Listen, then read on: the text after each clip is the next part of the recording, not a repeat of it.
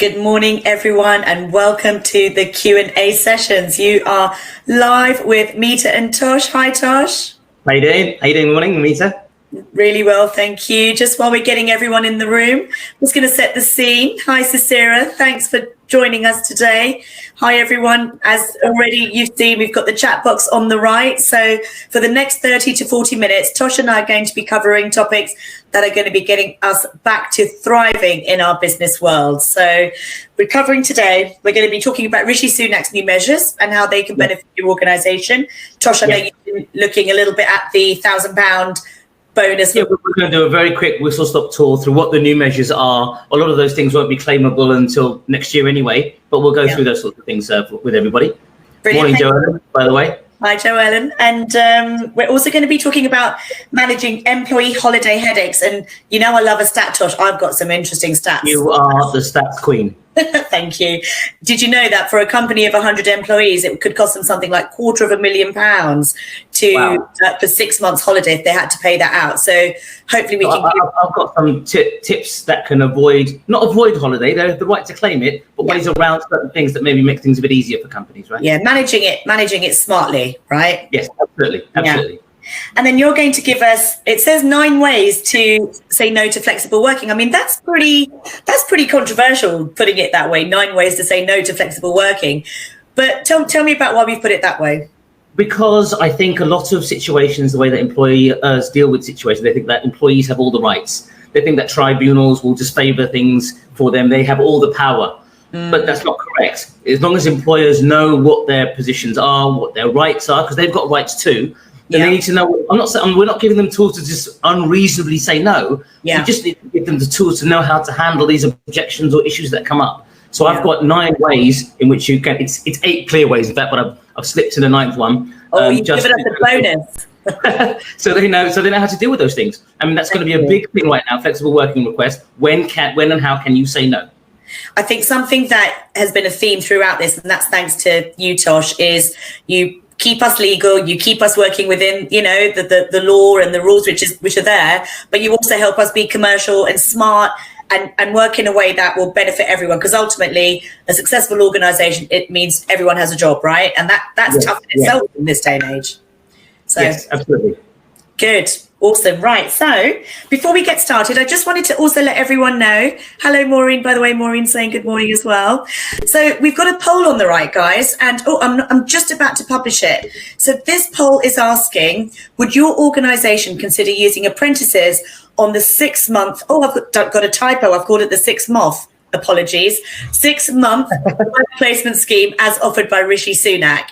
So this is all around. One of Rishi's measures are about mobilizing the 16 to 24-year-old age group and helping them get back to work and all the risks of a lost generation. So we'll come back and have a look at that. Very interesting stats already, 40 yes, 60 no, but we'll come back and look at that towards the end. And also please use the chat box. And Tosh, why don't we talk about... Anybody that's familiar with this, they know the setup, the way we do this. There's a chat box on the right if you don't know. Ask questions as you go through it. We will literally dip in and out of there. There's not just a Q&A session at the end. What we have designed to do this is to create a forum where we can just answer every single question you have. So put them in the chat box. If you're feeling shy, ask us afterwards. We're available outside hours as well. All our details are there. But our aim is to answer every single question you put here in the chat box. And if we miss any because of time or what have you, because this is going to be about 30 minutes or so, we will do a follow-up video afterwards to make sure everything is addressed. But we're here, we're available. We're just trying to make sure that you can get the answers you're looking for. You've got questions, we genuinely have the answers for these situations. We do. And when we don't, we go out and seek them and come back with the relevant support. The only other thing I would say is that when you come out of this session around 11:30, 11:40, there will be a star rating. And I'm requesting that everyone just give us your rating and your thoughts on how you think we're doing, because ultimately this is for you. This is for your organizations to give you value in this 30 to 40 minutes. So we need to make sure that it's adding value. You didn't mention this to me. I'd like to know the star rating. So yeah. Is it out of 5, is it? It's out of 5 stars. Come on, 5 people. Give us a 5. Well, give us what you think. Then we can make sure we are a 5. Of course. And LinkedIn is always a great source of information from Tosh and I. Not only do we do our sessions here, but we're constantly putting up training guides, 10 pointers on different topics, and just sharing some of our thoughts, really. So hopefully this will connect with us, please, on LinkedIn. I've mentioned this a few times as well. We've got lots of free stuff. You know, Meeta and I run our own separate businesses, obviously Main Group and Astute HR, and we provide, you know, with what we thought was the combination of both of our services and offerings will really help people. And the feedback we're getting is that it's working. So if you connect with us, you'll also get loads of other free stuff that's going out there. I mean, like how-to guides, handling these difficult situations, both with your people problems, HR thing. Please do. It's just, you know, rather than searching the internet and trying to find out where it's all there, the information is literally there in one place for you, or two places back. Yeah, absolutely. And if it's not there, you can ask us and we'll get it for you. So just before we start, Tosh, we've got a good morning from John as well. Hi, John. And Stephanie says on the apprenticeship point, she thinks we all have social interest in the situation and the generation situation of the lost working generation. So yes, thank you, Stephanie. That poll will be very interesting. We'll come back to that. But let's start the show. Let's do this, Tosh. So let's start with Rishi's top support network that he's brought to us in his latest what do you call it? Latest measures. Get your teeth in there, Meeta. Get your teeth in. So the latest measures. So basically, everyone will know, maybe not the details of it. And I've got here in front of me it's the HMRC Business Help and Support. And I've got a list of the different things that have become available. And this came out on the 8th of July, okay?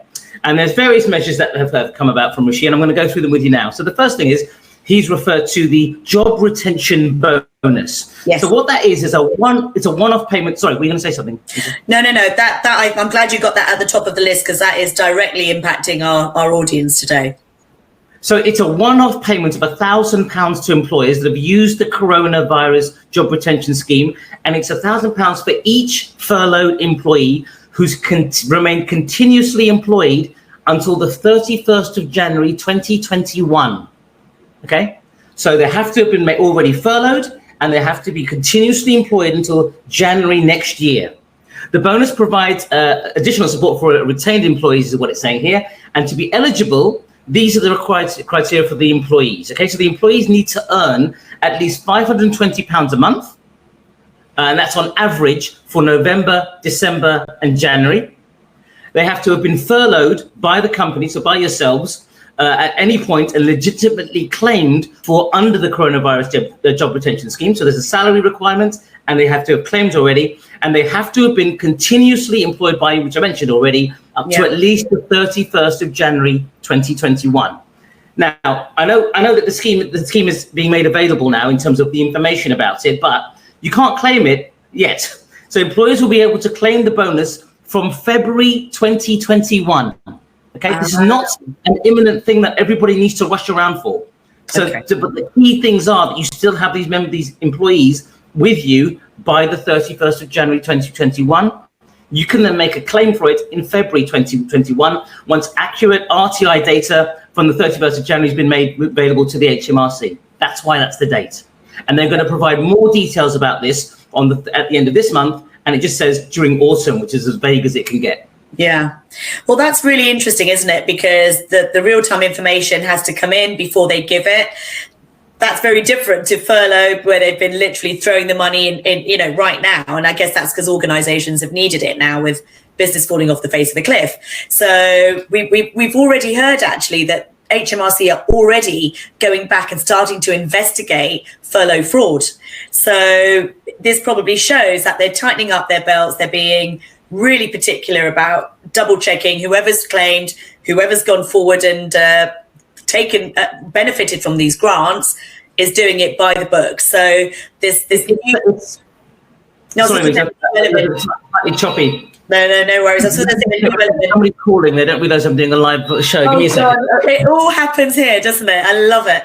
So I think the point of that is that we will have to submit our real-time information of the employment.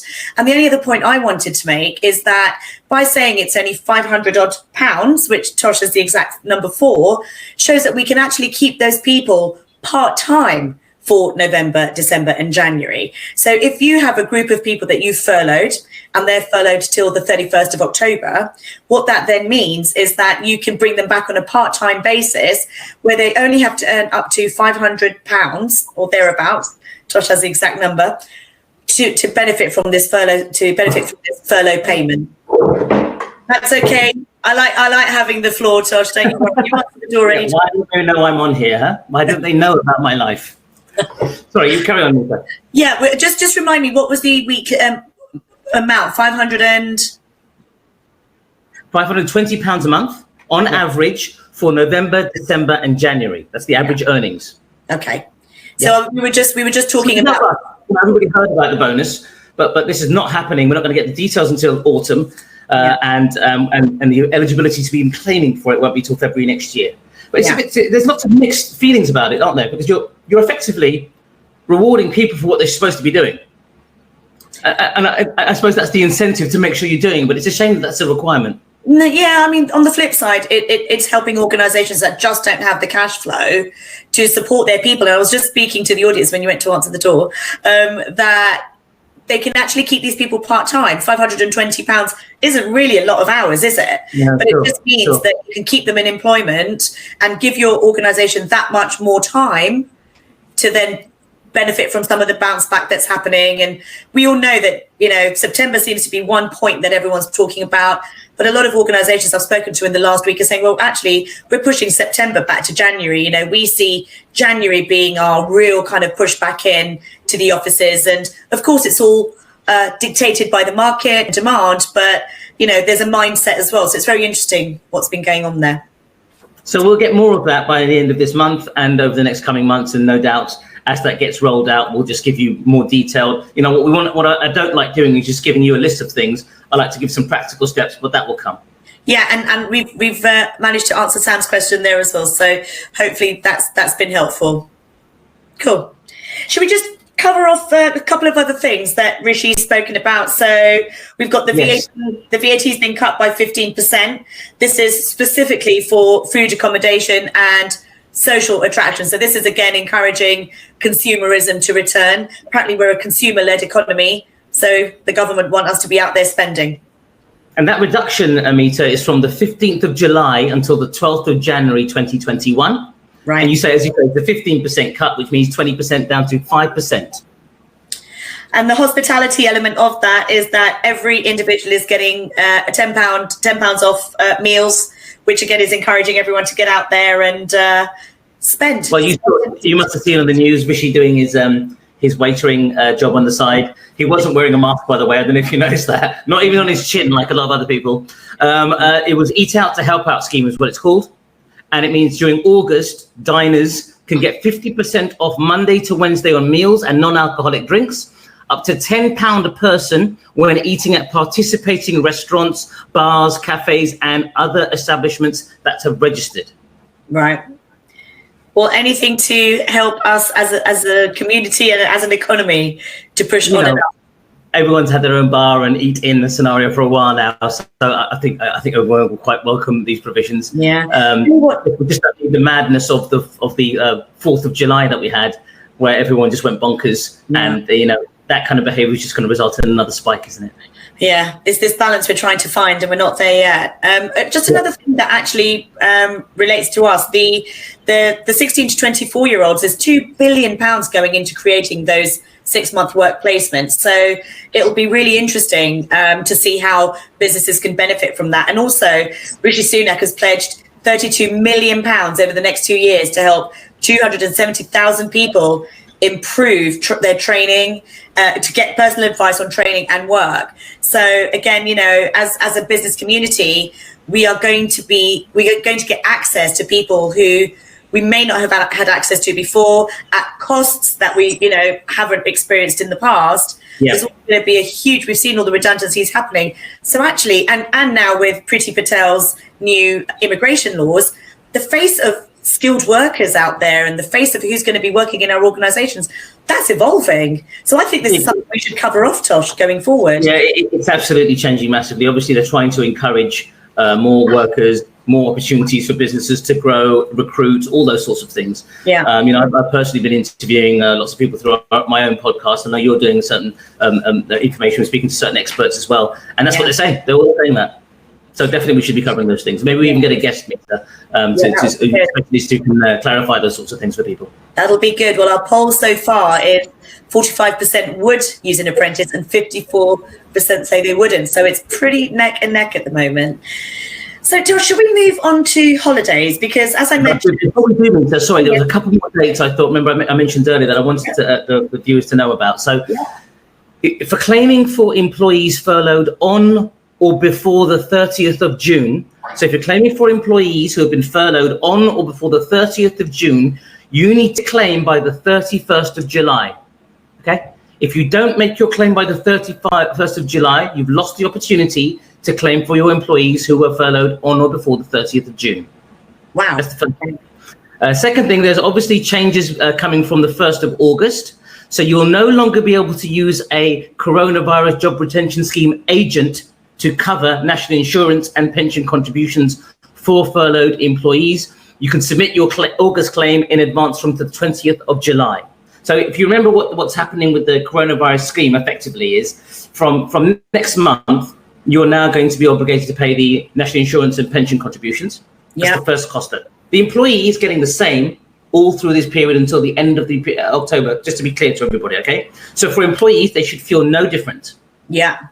For the employers, their costs will increase in August because they'll be paying pension contributions and national insurance contributions.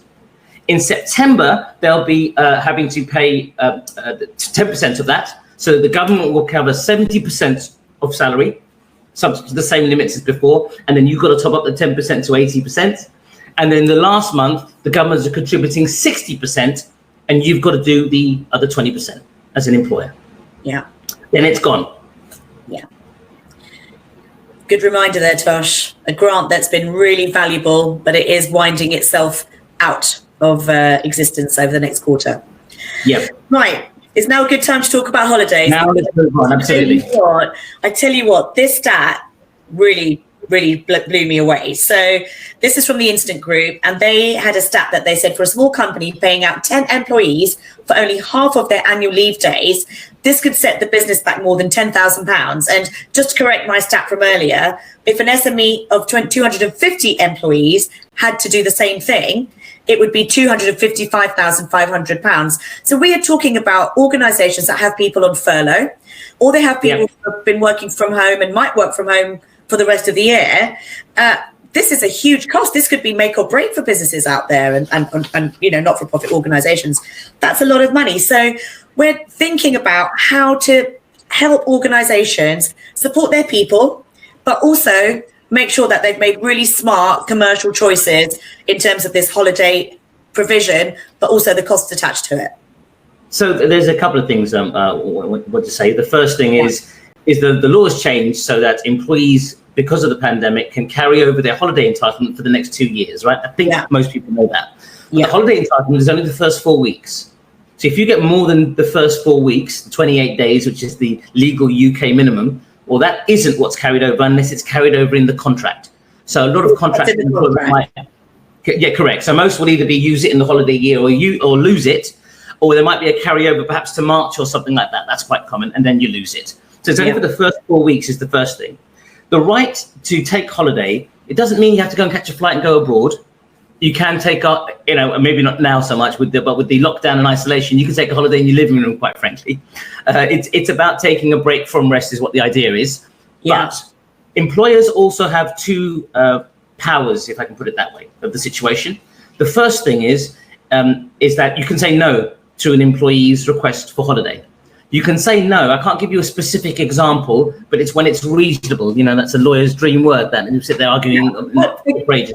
Yeah, there could be a project that's coming to an end. There could be other people in the team that are off at the same time. Exactly right. Yeah. Staff shortages, whatever they are, you know what's reasonable. Reasonable means you can justify why you're saying no. It's as simple as that. So if you have reasons, then those are your reasons. Yeah. Perhaps even there might be the specific people, certain highly skilled people you don't want to be taking holiday earlier because you really need those hands on deck earlier on, perhaps. Yeah. So whatever your reasons are, you can say no. Doesn't mean Yeah. they lose the entitlement. You just say no for that at that moment in time. Yeah. The other issue is if really necessary, I really wouldn't advise it, but you do have the power to do it, is you can force employees to take holiday. And forcing employees to take holiday means you give them twice as much notice as the amount of holiday that you want them to take. So if it comes to that, that we want to take them to take it sort of now, whilst they're on furlough potentially, that is an option that is open to an employer. Well, I tell you what, Tosh, from a business's perspective, from those stats of it costing between £10,000 and £255,000, I feel that for an employer, that is a right that they should find a way of exercising, but to do it with my favorite two words, dignity and respect for everyone involved. I think heads of divisions and heads of business should lead by example. We should be talking about the mental well-being of people as well, both who are furloughed, but also those that are in business, you know. If a furloughed employee wants to go abroad, we could ask them to then take that as holiday, because if they're furloughed, they should be available to work in case we need them to work. So if a furloughed employee... You could ask them, or you could tell them. Yeah. Again, I don't want to sound like I'm like a hammer, but that is right. But the reality of it is, Meeta, is exactly what you just said, which is, look, talk to them. Yeah. You know what? If the business fails, everybody loses. Yeah. Forget holiday rights. There's no rights. There's nothing. Yeah. So the idea is to just speak to employees, let them know what you're going through. I bet most of them would be helpful. You might get a few that won't be, but you can still make it work. And, you know, it's their rights and so forth. That's fine. But just talk to them how it would help, and maybe they'll accommodate that. That's the best way, rather than taking a very, strong-armed approach. Yeah. You could also build in certain people have to have taken a certain number of days by a certain period of time. You could build that into your policy. You could also build in the other way around. What if all of your employees, when they come back to work, all want to be off at the same time? As Tosh said, you can say no, but what you could also do is build in that you need extra notice. You could do that, right, Tosh? You could say we need more than a period of time. It's what's reasonable. So if you're refusing, saying, look, I know you can do that, but we can't do that because of the business needs, there's got to be a reason we're saying no. It's not because we just feel like it. I'm assuming none of our viewers or any of our employers out there are just being bloody minded about it. There's genuine reasons here, but just make sure that they are. It's not like a knee-jerk reaction that, oh no, we can't take holidays, but we need everybody back. Actually, just think about what you need, and maybe you do it in a staggered way. Some take holidays, some don't, and so on and so forth. Yeah. Or talk to us if you're not sure. I'll talk you through it. We'll talk you through it. No problem. Yeah, absolutely. A lot of the work that we're doing with our clients actually is almost like people communication. So whether we're talking about how to ask people to take holiday, how to manage outplacement, and how to manage redundancies, but getting that message right means that your people will understand where you're coming from. Tosh, we talk a lot about the why, getting your why right first, getting your reasons for doing things. And people will respect and understand far more if we present that first before we go into our expectations. That's got to be right in business. It's got to be right in life. Not just telling people. If they understand what your motives are behind it, why you are doing what you're doing, they're more likely to buy in and be aligned with what you're trying to achieve, right? Yeah, very much so. Good. Anything else we need to be thinking about in terms of holiday? I think that pretty much covers it, doesn't it? That is, isn't it? From my point of view, employers want to know when they know when to say yes. The question is when they can say no, or when can they enforce it. So I think we pretty much covered it, and they also know now what they can carry over. Yeah, fantastic. Only the first 4 weeks. First 4 weeks. Yeah, and we don't have any questions in holidays, so hopefully everyone's genned up and they know what they're doing in that space. And I would say is just really plan ahead. Just look at what's people are accruing, look at the cost of if you are making them redundant, and therefore the additional cost to you for that, it all adds up. So really plan ahead is my recommendation in that space. Right.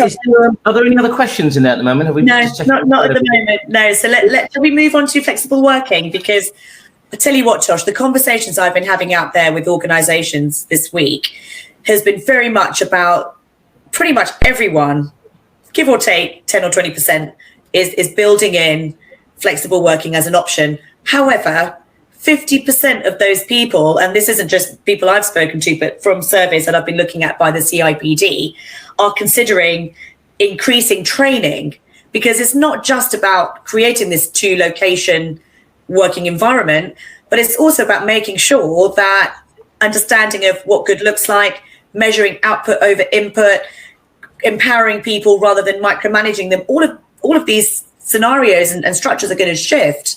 So really, we've been talking about the training, and that's something that we're getting involved with now, is upskilling people to be able to have an effective working model from home. And as we said, it's not a given, right? You talk about that a lot. And that's why this last topic we turned around and said, let's talk about the 9 reasons why you can refuse flexible working.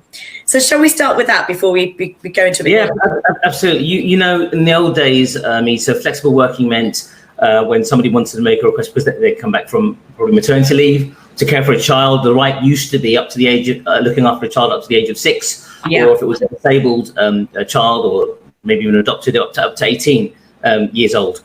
And so then that would normally mean a reduction in working hours, right?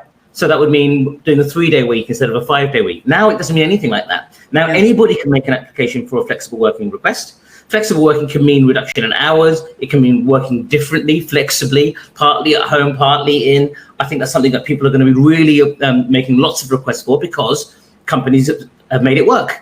And employees will say, why can't I work from home? But actually, there are still valid reasons to create an environment in an office space. It's not going to disappear, the office space, but maybe we don't need it to use it in the same way moving forward. But there's certainly collaborations, thinking, communications, little nuances when you're in person. You know what it is. There's a group of people who are all having ideas. I don't know, I make eye contact with you, Meeta, and I think, what about that idea? You can try and recreate it here, but you won't capture those things. So maybe there'll be a day in the office once a week where everybody's in, or there'll be staggered groups, or there's no end to the combination of ways you can make it work, right? Yeah. So when can you say no? That's the question I've been put to. So let me go through my list with you. So there's 9 I've got here. And the first one is the burden of additional costs. So it doesn't have to be any one of these. It can be one or more, okay? It could be a combination of them. The burden of additional costs. So if somebody's asking to work at a certain time or in a certain way, and those costs are unreasonably prohibitive, which will be dependent on the size and administrative resources of the business, well, that's a reason to say no. Second is inability to reorganize work among existing staff. Well, sorry, were you going to say something? Yeah, I was. And actually, you've almost started to cover it off in the second point, which is that sometimes this burden and the cost of having to restructure people, it may be okay for that one person, but if you do it for one, you might end up setting a precedent, which means that other people can request it, and then the group cost might be impossible. And that exactly right. Yeah. I said to you earlier, if the business fails, this all goes out the window. So this is still propping up the business. It isn't just about making employees happy and supporting them in every way. That's a byproduct of it, but you've got to focus on what the needs of the business are first, then everything else. When you go on an aeroplane, you know what they say when the mask comes down? They say put it on the kid first, or put it on yourself first. They say put it on yourself first and then put it on the kid, so that you know what you're doing. Otherwise, if anything happens to you, everything goes out the window, right? That's the way I want you to kind of look at it. So the second reason to say no is an inability to reorganize work among existing staff. So if they want certain times, certain days, and we can't do it, the answer is no. Number 3, inability to recruit additional staff. So what if you've got a full-time position, the employee wants to come back on a part-time position? Well, it's still a full-time role. So why can't we get another part-timer in to fill it in so it's the equivalent of one full-time role? If you can do that, great. But don't just make the assumption you can't. Guess what they do, Meeta? They give you a call. Can you find a part-time person to fill in that gap? Job share is a much more popular approach to working now. It's proven time and time again to be really effective. So that could be a way to overcome saying no to somebody. Correct. And you know what? In those situations, you just need to be able to figure out an effective handover so that it's seamless, like it is one person, so to speak. That's a different problem. Again, or I'm going to say challenge. It's the wrong word there, isn't it? That's a different challenge that you can overcome. Yeah. We can talk about these options in more detail in another webinar going forward. The 4th reason you can say no is if there's a detrimental impact on quality. So if the quality of the work is effective because of this flexible working request, again, the company can't have that. We can't have something where there's a deterioration in the service to clients and so forth, or the quality of the product or what have you. Number 5, detrimental impact on performance. So if the employee's performance is going to deteriorate as a result of this flexible working arrangement, that's not going to work. Suppose the flexible working arrangement is I want to work from home the whole time. Yeah. And they've got 3 kids running around. and that's going to impact on how they work. And if that doesn't work, it doesn't work. Yeah. Number 5, a detrimental effects on ability to meet customer demand. So certain companies might have certain periods of time where there's a higher customer demand than others. So I'll give you a silly example, I suppose. If an employee wants to ask to work a night shift instead of a day shift, where the night shift doesn't exist, then and the customers are recording the daytime, it doesn't work, obviously. Number 7 was insufficient work for the periods the employee proposes to work. Obviously, if there's not enough work and they want to work those hours, it doesn't work. Yeah. Number 8 is planned structural changes. So you may be making redundancies or restructuring or what have you, and then suddenly somebody puts a flexible working request. Well, hang on a minute, we're making redundancies now. We can't just do it according to what you need. We need to do it according to the needs of the business. Those are the primary 8. The number 9 is a cover your back scenario, which is any other substantial reason. Some other substantial reason. Yeah, I can add another. I've just done a video about how to bring flexible working, the flip side, I've done a flexible working policy. So what to consider when you do look at people. And another one is, have they got the traits that demonstrate that they are able to be independent working, self-controlling and self-taught? Because if they're working remotely, it's going to be harder to have somebody who needs micromanaging in that environment. So and in fact, should we do this, Tosh? Should we add your 9 and my video to the follow-up to this so that everyone can absolutely. Yeah, absolutely. Good. Brilliant. Right. Well, I tell you what, some of these stats are pretty crazy. 72% of decision makers believe now that with the right tech, they can have remote working people. Actually, organizations around currently have about 15% of people working full-time at home. They think that's going to increase threefold, and that's full-time remote working, which I'm not, I talk a lot about doing two location flexible working models, but this shows that there are people that might want to be remote and organizations considering it 100%. And that's pretty crazy. And the other thing is that the CIPD are pushing, and again, you might be able to clarify this. At the moment, an employee can only request flexible working from 6 months, whereas CIPD are pushing for that to be from the first day. Is that right? It can only be requested from 6 months? That is correct, yes. You have to have been there for a period of time before you can make that claim. That's correct. Yeah. And it's also a request that can be made once a year. Right. So these are all topics that I'm sure we will come back to and discuss more, because it is becoming more and more, in the forefront of organizations' minds. We've got a question from Sandra, actually. Sandra is asking, what about working from home, working environment in terms of desks, chairs? Who pays? Who pays, Tosh?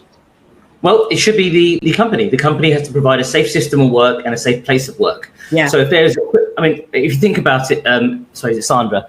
Sandra, you know what? I think most people are going to have a desk and a chair.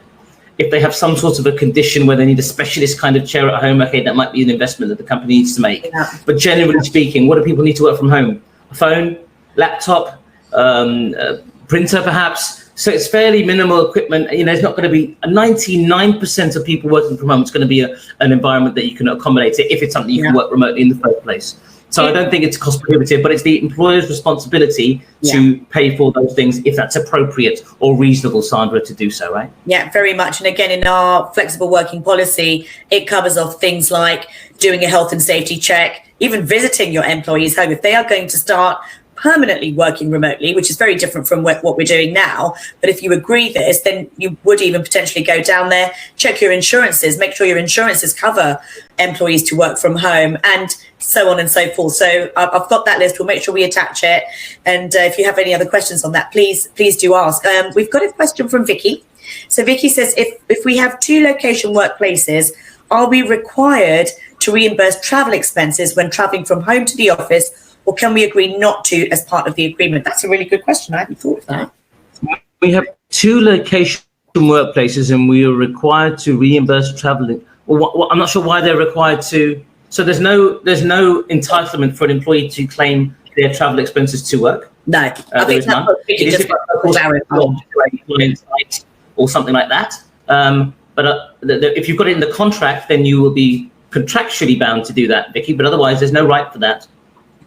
Yeah. Only there's expenses incurred in the course of your employment, but going to work. I know you're going to work because it's work, but that isn't regarded as being in the course of employment. You've got to go to work. So here's a caveat, or maybe not. What about if an employee is working from home, but on that day they have to go to a client meeting? Does that get covered by expenses? It does, but really, I mean, it should be. Imagine the person is going to work, and then it would be the travel distance or time from work to that client site and back again. That's what the cost would be, not where the employee lives. Interesting. Really good. Very, very clear point, actually. That helps. So Sandra's asking, does this imply a change of contract? I'm not sure what that means. So her first question was about who pays for desks and things like that, and who. Oh, I see. No, it doesn't. It doesn't. I mean, you're changing the contract if you're now making it a set thing, Sandra, that they work from home. Yes. Now, if you're suddenly, I'm working 3 days at home and 2 days in the office, and the contract says you work 5 days a week, well, obviously that's not reflective of the reality of the situation. So yes, there will be a applied term for change of that, but purchasing desks and chairs certainly doesn't. That's just to provide a safe working environment. And as I say, for 99% of the people, they've got to have a desk and a chair at home. I'm pretty sure that won't be an issue. It will be more likely, Sandra, to be equipment, laptops, printers, phone, and everybody's discovered so many weird and wonderful ways to operate now seamlessly without that being an issue. Even myself, I've got a phone app, voice over IP system on my laptop. So I don't even have a handheld phone anymore. So you can literally just work anywhere. There's all those things, very cost effective, probably cheaper than landlines. Yeah. So there's lots of different things out there is what I'm saying. So I'm going into it now. And Sandra's saying that not all people do have that at home, and you're right. Some people live in bed sits. Some people. And I think this is where, as you said right earlier, right at the beginning, there will always be a place for offices, and there will always be a place where people can go. Really? So Sandra, if they don't have it, then you have to provide it. Yeah, absolutely. So we have a question from Maureen around contracts stating the office address as the permanent place of work. Would we need to change that if we implemented flexible working? It's happening by conduct anyway, Maureen. The contract is only as good as it reflects the reality of the situation, right? You can put somebody gets paid £1 million in the contract by mistake, and they're paid £10,000. Somebody put a couple of extra noughts. That doesn't suddenly mean, the contract says £1 million. I want my million. It doesn't work. It's got to be reflective of it. So you will change it because it makes sense to be absolutely clear. That's the purpose of a contract, right? Just an understanding between the employee and the employer. This is what's happening going forward. If you neglect to do that, well, then it's just an argument of what the reality is if there is ever a dispute. Yeah, what happens in practice. Correct. And in terms of changing contracts, could it be a letter as an addendum to the contract, or would people need to be sent new contracts? Yeah, it depends how much is changing. So these are not significant changes in terms of income, I'm imagining.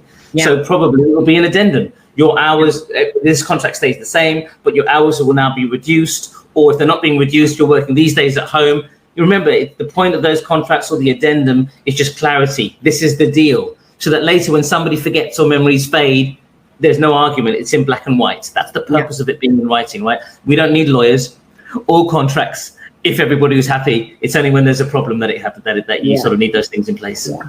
We set our working worlds up to mitigate even the smallest of challenges, and therefore forearmed is forewarned and all of that. So get it all down and have it all in place.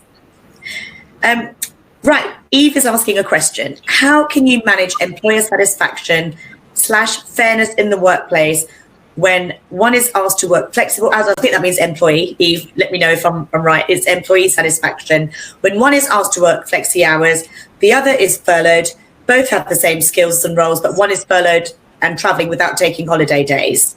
Wow, this is like one of those maths questions at school, isn't it? When there's going that way and a Sunday. Okay, let me read that again. I think what this summarizes is that you've got two people, one's furloughed, one's working flexi. They've both got such different experiences. How can you manage that fairness and satisfaction in a scenario like that? I'm going to say something very, very unpopular, which I always say, Eve, which is employee satisfaction is not the top of my list. The top of my list is how does it work for the company? And then how can I get my employees aligned so that they're satisfied? If my focus is employee satisfaction, how does that work if they don't agree with what you want to achieve? So that's got to be the starting point. Then we figure out with those two employees, okay, how does it work that suits us and them? And you find a way. And if you don't, well, it will be ultimately what the way that you say works reasonably. Can I add to that, Tosh? No, of course, of course. I believe that there can be a symbiotic relationship between what the organization wants and employee satisfaction. But you're absolutely right. It has to start, as we said, without a business, there is nothing. So we need a successful organization. And then the employee satisfaction comes from whether they're on your boat or not. And ultimately... No, I'm not saying ignore employee satisfaction. That's not number one. That's number two. Number one is employer satisfaction. You make that through dialogue and the consultation with your staff. You then make it work. So if you want to talk about fairness, okay, this is what we need from you, and then you'll work it out with them. It's difficult if you don't know the way. It's like branches of a tree. You could just start going in different. You'll speculate which way it goes. We have an open dialogue and see how to make it fit, make it work. One of the tools you can utilize is an employee engagement survey. You can ask for ideas. You can do brainstorms. You can do that on Zoom, or you can do that via a blind survey where everyone puts their ideas. And so often what's really clever is if you can say, we've made this decision in consultation with our people, they understand that they've been listened to and heard. You may not have done it the way everybody wants it, but you've picked something that suits the business and takes into consideration what helps your people. And that way they feel they have a voice. And that often in itself, even if they don't get what they wanted, believe that they are important in the decision-making process. And that increases engagement and therefore satisfaction. I mean, Eve, I would say, Eve M, it sounds like a rapper's name, doesn't it? Eve M, if you have a specific situation which it sounds like you're talking about, just give us a bell. Give us a call. I'll happily talk you through it. Okay, sounds like there's something specific there. I'm happy to do that for you. Okay. Likewise, we've got a video on employee engagement, so that might help as well. So let us know. I'm conscious of time, Meeta. We make a promise to everybody, but Sandra's just snuck in another one. So I think we're going to do that, and then we'll wrap it up for today, I think. Yeah, absolutely. Sandra says, I thought being furloughed meant you couldn't work for the company. So why would annual leave not be taken? They are being paid. So they can receive their full pay whilst they're on holiday. So if employees, for the first 4 weeks at the very least, right? So if employees want to, so a lot of companies, Sandra, have said, look, can you take your holiday? Because it would really help us now because of what you just said, what Meeta just said. And they've said yes, because they'll get full pay rather than the 80%. 80%, yeah. So it's a choice, exactly right. But if they've not, and they've sat there and they've just been furloughed this whole time, they've not taken the holiday, well, then what we've just said all applies, where you can say you are taking it or no, you can't take it. Yeah. So the question was if you wanted a yes or no. I thought being furloughed meant you couldn't work for the company. So yes, you're not working. So why would annual leave not being taken? They are being paid. That's up to them. I don't know why they're not. Yeah, you're absolutely right. An employer can ask them to take annual leave. And as Tosh said, they'd get 100% for that. So yeah, correct. Right, Tosh, we as we know, we could talk forever on this subject and so many more, but we have promised to keep it to 40 minutes. We've got a run of questions at the end as well, didn't we, rather than at the beginning? So. We hope that's been useful. Thank you for all your input and your comments. The poll currently says 38% said they would use and 61% they wouldn't use this 6-month work placement. Well, I'll be sending that back to Rishi, so let's see what he makes of that. Yeah, and put a mask on, Rishi, next time you serve some food, okay? Absolutely. Well, we'll be back this time next week at 11 a.m. Watch out on our LinkedIn and on our emails for that's going to be. And thank you, Joellen says that you could listen forever. Well, we hope so. We hope so. We hope it's adding value. Don't forget Thanks so much, guys. Everyone. Thank you all. Take care. Bye-bye. Bye-bye.